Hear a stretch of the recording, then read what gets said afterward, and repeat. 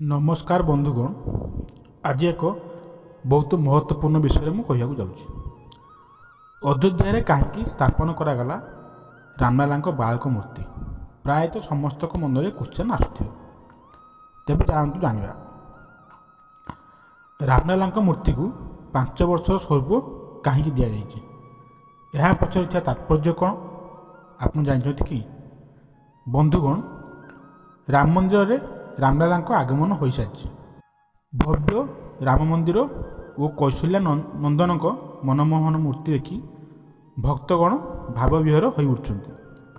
500 वर्षर अपेक्षा पर आज पवित्र नगरी अयोध्या राजाराम मोहन निर्माण हो पार्छ। शह शह वर्षर तप जप त्याग और धैर्य पर 22 जनवरी 2024 शुभ मुहूर्त राम मंदिर रामलाला प्राणमूर्ति प्रतिष्ठा होइछि। राम मंदिर में 5 वर्षर बालक श्रीराम मूर्ति स्थापन करा जायछि, जहाँकि 51 इंच अटे। तेबे यही क्रम में आसुन जानिबा अयोध्या रामलाला 5 वर्ष स्वरूप कहीं दि जायछि। बाल स्वरूप राम भगवान को देखि समस्ते भावुक हो पड़छन्ति। तेबे बहु लोकंक मन में प्रश्न उठुछि कि रामलाला मूर्ति को 5 वर्ष स्वरूप कहीं दि जायछि। हिंदू धर्म अनुसार 5 वर्षर समय को ही बाल्यकाल मन करा जाए। 5 वर्ष पर्यंत पिला अबोध होता है, तेणु तार सबू भूल क्षमा कर दि जाए।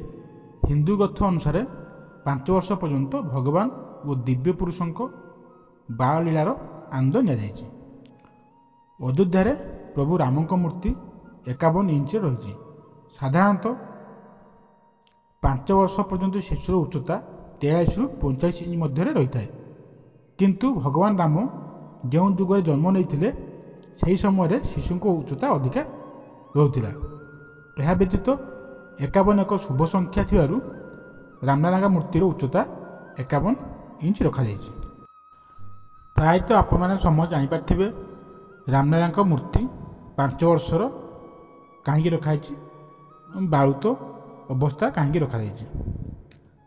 तेबे आज का पोस्ट आपको केमिति लगिला कमेंट जनइबे एवं भक्ति सहकारे कमेंट रे जय श्रीराम लिखि दियंतु एवं यही वीडियो देखिया आम चैनल को सब्सक्राइब कर दियंतु।